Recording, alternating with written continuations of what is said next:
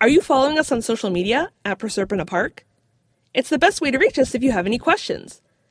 You can also contact us via email at proserpinaparkpodcast@gmail.com or check out our website, residenceofproserpinapark.com, for transcripts, credits, and more.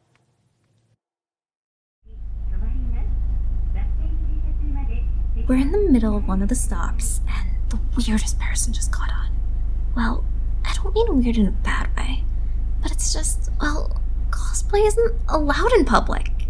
And they're dressed like a furry from 1500s feudal Japan? Like, I'm talking fox ears that move and twitch. You would know, the expensive ones. And clothes that even my grandmother wouldn't wear. Anyways, that was just my little observation. If they're allowing furries, then I should have no problem talking to myself on the bus. But speaking of furries, Dog mentioned Alina's going to find their own beast for protection. How are they all going to pull that off? They can't even find Sam.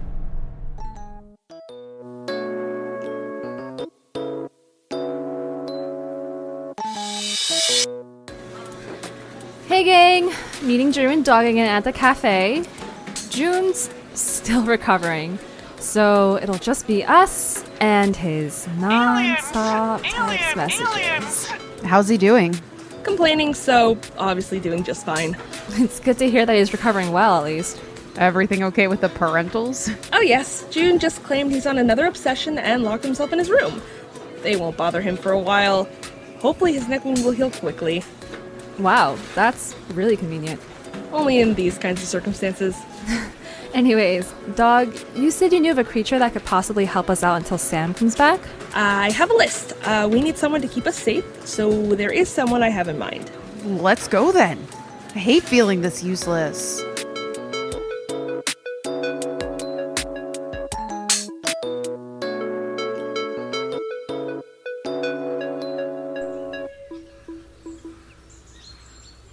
So the goddess we're looking for is Sekhmet.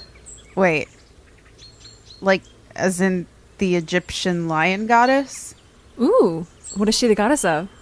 She can either be a warrior goddess or a healing goddess. Theoretically, both kinds would be nice, but there is a dent in her perfect record. What kind of dance are we talking about? Oh, isn't one of her names the one before whom evil trembles? Well, that's good for us, right? We need someone who can fight evil. Well, she can get a little bloodthirsty every now and then. Are you saying she could kill us as well? Let me tell you more about Sekhmet, and then how about we decide? It's a bit of a walk anyways. We have to get as close to the sun as possible to call upon her. She is also a sun god.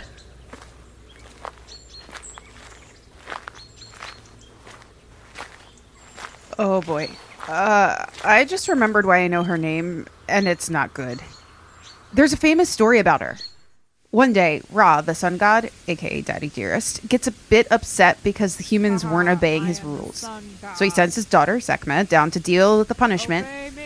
Except she decides to go on a horrible rampage instead. I'm talking she fills the fields with blood. There was so much blood that even Ra took a step back and tried to stop her. When even he became unable to control her, Ra filled the Nile River with red beer, tricking Sekhmet into thinking that it was the blood of all the people she had slaughtered, and she drank it. Happily. The liquid that she thought it was blood, all of it. It was only after she became intoxicated did the terror finally end. Yeah, but it was only the one time. She's still known as the protector of the pharaohs. Her name means power, or might. Like Drew mentioned, she is a daughter of Ra. She's closely associated with the goddess Hathor as well, so Sekhmet is also a patron of doctors and medicine, averting plagues and curing illnesses. Okay. I could see why you'd be interested in asking her, I guess. We need a strong companion. I think both of you know that even outside of mythology, lions stand for strength, courage, and justice. Exactly what we're looking for. It's not that I don't trust your word, Dog, but it's just one too many in my book. I'll buy another bat if needed, thanks. Then maybe we can find another lion goddess. Or there has to be more, right? There are many lions we can discuss. It's not just gods either. There are creatures just as strong. the chimera, the guardstone lions, all sorts of sphinxes. I'm assuming you're both familiar with sphinxes, yes? The Greek and Egyptian ones, yeah. Those are the ones who ask riddles or eat you, right?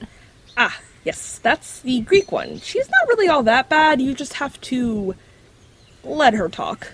And the Egyptian ones? They must be held in a high regard if Sekhmet is also a lion. Yes, Egyptian sphinxes are held at a much higher, nicer regard, hence why pharaohs would carve their faces on sphinx statues, and then unfortunately have pieces of their face fall off. So maybe we can find a sphinx instead. Could you tell us more about them? Yeah, I agree. Looking for gods, that's a lot. I don't think my mind could handle that logic. Fine, let's talk about sphinxes. There are many more types all over Asia. They generally contain the face of a human, the body of a strong mammal, and the wings of a bird. Do you have any idea which one would be ideal for us? The Lamassu is a good option, if any. They're a Sumerian deity, known to be a protector, which is something we sorely need at the moment. Do you know where we can find them? Well, actually, right where we came from. Where? There was nothing where we came from. The entrance. Typically, we'd need to find a statue of one, but they're guardians, so the entrance of the park should work. We could walk back, I guess, if Sekhmet is really out of the question. Well, they do seem a safer bet. And hey, we're getting some exercise at least. Dog, can you tell us more about Lamassu? I'm assuming they're more like the Egyptian Sphinx instead of the Greek one. Yes, they're nice creatures. They're actually technically classified as hybrids, not sphinxes. But, tomato, tomato. They also have different names, such as Shadu, Apsasu, or Lamasi, depending on the area and if the creature is male or female. Back in the day, every city wanted a Lamassu for protection. It's said that they are strong and impregnable, and because of that, their statues sometimes have 5 legs to show how sturdy they are, and that they will never fall. In the Epic of Gilgamesh, they're depicted as symbols of the stars and the zodiac. They encompass all life, due to their protective nature, and are omnipresent because, you know, the wings. Dang. That's pretty hardcore. Alright, I like these guys a lot more now. Yes, they're definitely a good option, if we're not looking for gods. By the way, how would we ask Lamassu to help us out? Maybe we ask nicely? We should have come up with a plan before we even came here. Well, who knows? Maybe asking nicely could work. That's kind of how I met Sam. Ooh, origin story. Okay, hold up. I want to take notes. There's really not much of a story. Just let her do this. She was never able to figure out Sam, so she really needs the win. Right. So, I'd been looking for a way to get out of the park. Humans these days are too quick with their smartphones and devices. It's nearly impossible for creatures like me to go explore the world without getting noticed. I had been thinking about going to see the fairies to help glamour me when I bumped into Sam and his friends. And then I asked them nicely for help. Friends as in Cerberus, or actual talking friends? They were human, like him. How many were there? And what did they look like? And where are they now? Alina, breathe. There were 2 others, a young man and a young woman. I'm not exactly sure where the man went, but I am hoping to meet the woman again. You mentioned someone's name before, didn't you? When we first met? What was it again? Oh, Jessica. Yes, she's the young woman I'm talking about. I had hoped that she would also be in the park when I returned. How long did you leave the park for? And why? Well, after Sam and the others introduced me to the fairies, I was finally able to slip out into the human world.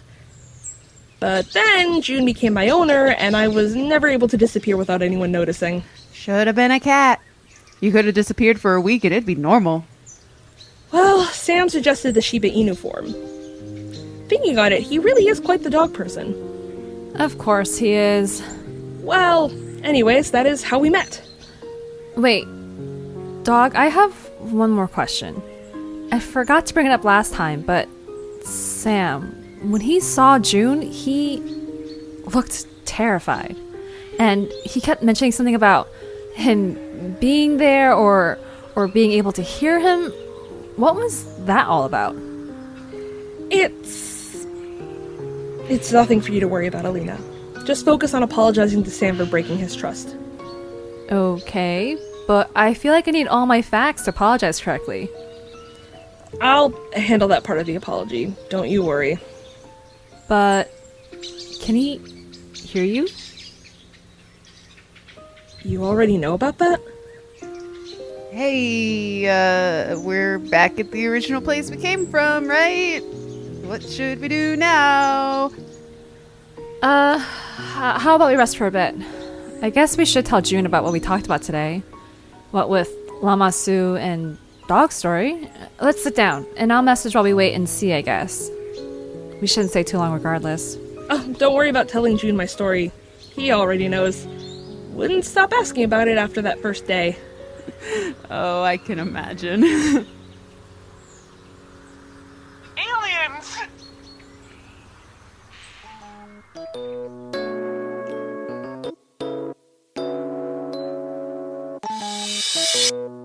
I think I was speaking too loud. The person with the fox ears looked right at me a few times. I hope they don't think I'm the weirdo. Anyways, Dog's first choice of protection was quite interesting. I don't know how I'd feel being protected by someone who's also got a taste for blood, but she is the expert in the park, so maybe it's necessary. I guess Cerberus is also pretty much on the extreme side, but I don't think there's any stories of him killing a bunch of people for fun. Are there? I've already gotten used to thinking my dog actually is a talking alien. Maybe I'm just thinking too much. But I do miss her doggy-woggy face. She's so cute. Residents of Proserpina Park is a production written and produced by Angela Yeh. The voice of Mirai is Vida Shi. The voice of Alina is Angela Yeh. The voice of Drew is Ashley Dawson, and the voice of Dog is Sara Roncero-Menendez Lopez Collera Diaz Abascal Fernandez Gonzalez. Original music by Hua Pham. Story edited by Sara Roncero-Menendez Lopez Collera Diaz Abascal Fernandez Gonzalez. For more information about the show, please go to our website, residentsofproserpinapark.com, or follow us at Proserpina Park on Facebook, Twitter, Instagram, Patreon, and YouTube. Come visit again soon! Alrighty then. Just have to wait until Agent May gets back. That shouldn't be too hard, right? It's so boring here. There's gotta be something for me to do, right? Let me just... Huh. This wasn't here before. I think I've seen this code before. I'll have to give it to Phoebe. She might be able to... I don't know. I know there's something wrong with this town, Rose. Of course I do. Not just the people, but... well... some days, I step outside and it feels like there's something lurking right beneath my feet. As if the ground is just waiting for the opportunity to swallow me whole. Though, can I be honest? I think that same thing is what's keeping me here. Maybe it's because I know how much you'd love it. Even with its weird quirks. Rose, wait, there's... It's a photograph of... oh, God, I don't know what it... June. It looks like hey, it should be turn a that off. person, Alright. but Jeez, sorry. Whatever it was sounds like it could be important though, right? I mean, it wasn't there before.